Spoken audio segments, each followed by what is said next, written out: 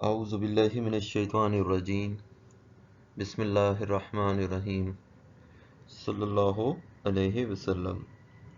We are discussing vitamins और आज के टॉपिक में लेक्चर में हम जो है विटामिन डी स्टार्ट कर रहे हैं। Vitamin D hopefully 3 to 4 lectures में इंशाल्लाह कवर कर लेंगे।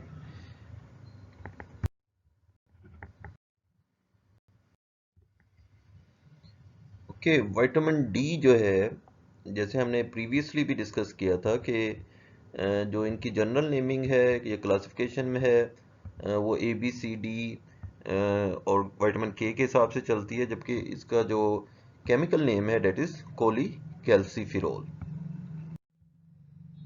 विटामिन डी को हम सनशाइन विटामिन भी कहते हैं, ठीक है, हम सनशाइन विटामिन भी कहते हैं, लेकिन कौन सा सनशाइन?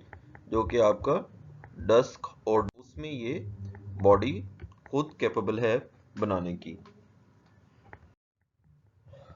कमर्शियली जो है आप में से किसी न किसी ने ये पिक्चर्स देखी होंगी। ड्रॉप डी जो है वो इसका ब्रांड है, और भी डिफरेंट फॉर्म्स में मिल जाता है। पीने वाले इंजेक्शंस जो हैं वो सुने होंगे कि इंजेक्शन जो है वो तोड़ के पी लें या आईएम लगवा लें, या इसकी सप्लीमेंटेशन जो है वो मिल जाती है। अभी जो मैंने आपको बताया कोली कैल्सीफिरोल, ठीक है, इसका केमिकल नेम जो है वो आप देख सकते हैं, कोली कैल्सीफिरोल। और यहाँ भी जो है कोली कैल्सीफिरोल जो है जो केमिकल नेम है इसका केमिस्ट्री में इसको हम इस नाम से देखेंगे, ठीक है। और ओके, विटामिन डी को भी हमने बाकी विटामिन्स की तरह उसी सीक्वेंस में पढ़ना है, और सभी विटामिन्स को ऑलमोस्ट इसी सीक्वेंस में हमने एक्सप्लोर करना है। सबसे पहले हम जिस भी विटामिन की बात कर रहे हैं, सपोज विटामिन डी की ही बात कर रहे हैं, पहले हम उसको डिफाइन करेंगे कि ये विटामिन डी बेसिकली है क्या।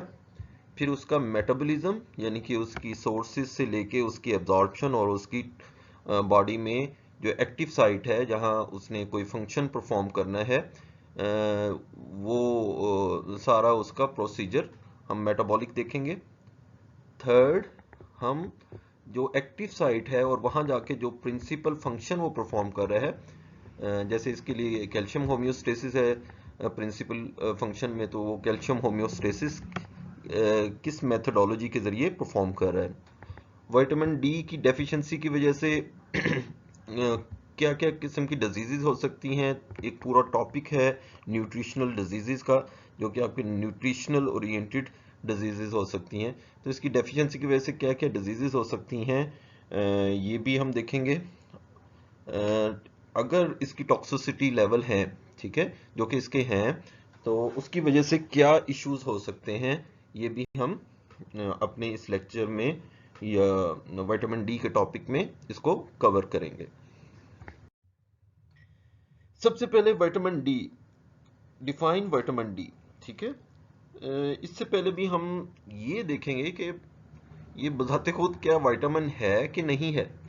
इसको हम विटामिन कहेंगे या हार्मोन कहेंगे, ठीक है।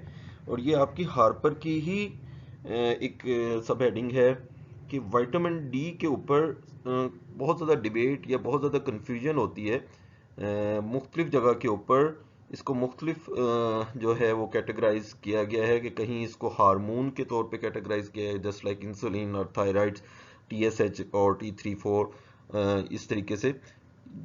और मोस्ट ऑफ टाइम इसको हम विटामिन कंसीडर करते हैं। विटामिन्स की डेफिनेशंस में हमने ये डिस्कस किया था कि ये स्मॉल माइक्रो न्यूट्रिएंट्स हैं और स्मॉल क्वांटिटी में बॉडी को ये लेने पड़ते हैं, एसेंशियल्स हैं, ठीक है, एसेंशियल्स हैं to run specific metabolic processes. तो कैल्शियम की होम्योस्टेसिस, सपोज कैल्शियम की होम्योस्टेसिस के लिए हमें विटामिन डी लाजमी लेना पड़ेगा। लेकिन क्या ये बात ठीक है कि हम विटामिन डी अपनी डाइट के जरिए ही लेंगे और बॉडी कैपेबल नहीं है बनाने की?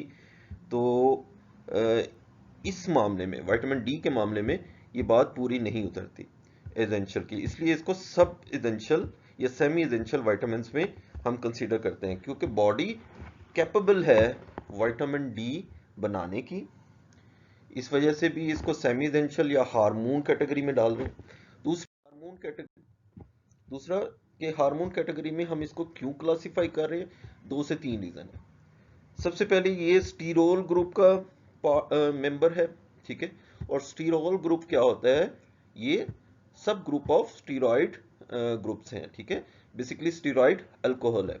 और स्टीरॉयड हम किसको कहते हैं, स्टीरॉयड न्यूक्लियस। बेसिकली आप केमिस्ट्री में आगे जाके देखते रहेंगे कि स्टीरॉयड न्यूक्लियस एक पर्टिकुलर न्यूक्लियस होता है जिसमें 3 से 4 रिंग्स होते हैं, और उन रिंग्स को हम कैटेगराइज करते हैं ए, बी, सी और डी में।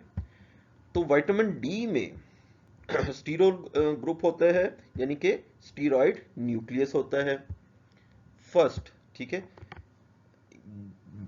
Basically this acts like a steroid hormones की तरह ये एक्ट करता है। इस वजह से भी हम इसको कंफ्यूज करते हैं कि ये विटामिन है या हार्मोन है।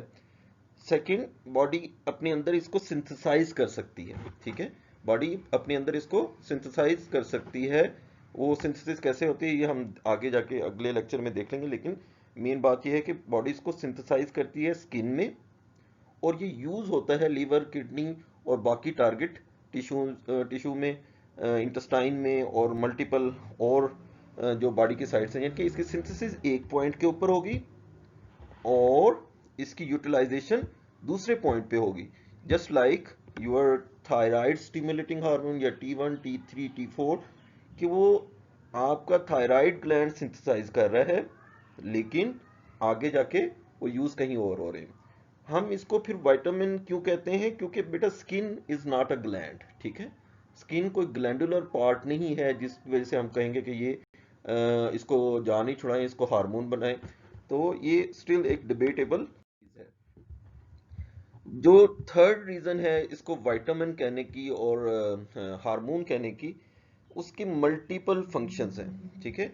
इसके मल्टीपल फंक्शंस हैं और उनको कंट्रोलिंग रेंज में ऑपरेट करना है। इसकी रेगुलेशन सिस्टम जो है वो negative positive feedback regulation system आप देखेंगे अगले लेक्चर्स में, कि इसको हम कि ये कैल्शियम होम्योस्टेसिस के अलावा regulation of the proliferation and differentiation बहुत उसमें इसका की रोल है। Second, reduce the risk of insulin resistance, obesity, metabolic syndrome, various cancers, और रिसेंटली जो इमर्जिंग इसका काफ़ी डिबेट्स इसके ऊपर हो रही हैं, वो रेस्पिरेटरी वायरसेस इन्फेक्शंस को कंट्रोल करना है। कंफ्यूजिंग टर्मिनोलॉजीज हैं, वो भी हम जो है वो लेक्चर के शुरू में ही डिस्कस कर लेते हैं कि आपकी 2 मेन बुक्स हैं, तो दोनों मेन बुक्स में इसकी डिफरेंट जो एंटिटीज हैं या इसके डिफरेंट वाइटामर्स हैं उसके डिफरेंट नाम लिखे हुए हैं, ठीक है। सभी एक ही हैं, एक ही चीज़ के, एक ही केमिकल स्ट्रक्चर के 2-2, 3-3 नाम आपको जो मार्केट प्रिपरेशंस हैं उसमें भी मिल जाएंगे और डिफरेंट बुक्स में मिल जाएंगे। तो एक ही जगह के ऊपर लिखकर एक दफ़ा इनको ओवरव्यू आप कर लें। तो सबसे पहले विटामिन D3, कैल्सियोल और कोलिकैल्सिफेरॉल, ये एक ही केमिकल स्ट्रक्चर का नाम है। सेकंड, विटामिन D2 और एर्गोकैल्सिफेरॉल, ठीक है, ये भी एक ही केमिकल स्ट्रक्चर का नाम है।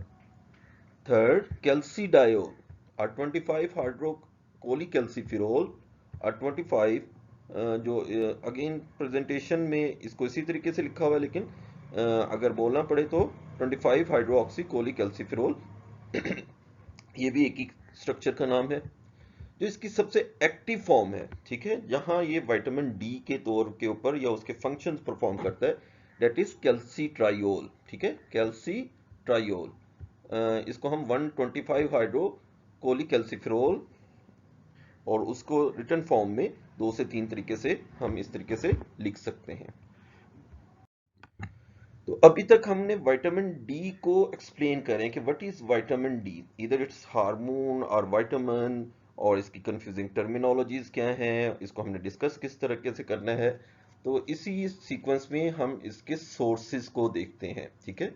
विटामिन डी के सोर्सेज जो हैं वो प्लांट सोर्स भी हो सकता है और एनिमल सोर्स भी हो सकता है, और टॉप ऑफ दैट ये सनशाइन विटामिन है, तो आप खुद भी इसको बना सकती हैं, बॉडी इसको खुद भी बना सकती है।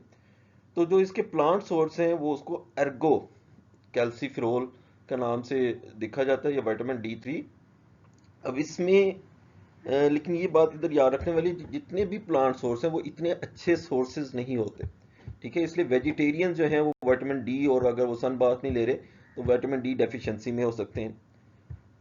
सेकंड, कि जो एनिमल सोर्सेज हैं वो दुनिया में इतने वाइडली स्प्रेड नहीं है, ठीक है। मसलन ओएस्टर आप इधर नहीं देखेंगे इतना, कॉड लिवर ऑयल वो भी हमें इतना नहीं मिलेगा, श्रिम्प्स जो है वो आप इधर नहीं देखेंगे, पंजाब के पूरे रीजन में कहीं समंदर है ही नहीं, चाहे वो इंडियन पंजाब है या पाकिस्तानी पंजाब है। तो सैल्मन या सार्डियन या टूना फिश जो है वो भी हमारे एरिया में नहीं होती। तो फिर क्या हम जो है वो नेचर की ये कोई वो नाइंसाफी होगी कि खास रीजन के लोग विटामिन डी डेफिशिएंट हो जाए। तो एज सच जो है अल्लाह ताला ने इस कमी को पूरा करने के लिए स्किन में ये कैपेबिलिटी रखी है, तो कि वो विटामिन डी को सिंथेसाइज कर सकती है। अदरवाइज जो फैटी फिश जो कि सार्डियन है या टूना फिश है, ये रिच सोर्सेज होते हैं, ठीक है, विटामिन डी के, और इनका लिवर जो है बेसिकली वो भी रिच सोर्स है। लिवर, एग यॉक, ये एनिमल सोर्सेज में रिच सोर्स हैं विटामिन डी के। मिल्क जो है वो इतना अच्छा सोर्स नहीं होता, कुछ बुक्स में आपको मिलेगा कि मिल्क जो है विटामिन डी का सोर्स है, लेकिन इतना अच्छा सोर्स नहीं होता अनटिल अनलेस को फोर्टिफाइड किया जाए उसको। सोया मिल्क है या आलमंड ऑयल है, ये सब चीज़ें, या वॉलनट्स हैं, ये सब चीज़ें अच्छे सोर्स हो सकते हैं विटामिन डी के। लेकिन अगेन जो प्लांट सोर्सेज हैं अर्गोकल्सिफेरोल वो इतने अच्छे सोर्सेज नहीं होते, यानी कि अच्छे सोर्सेज का मतलब है कि वो विटामिन डी की जो हमारी ज़रूरियात हैं बॉडी की वो पूरी नहीं कर सकते, ठीक है।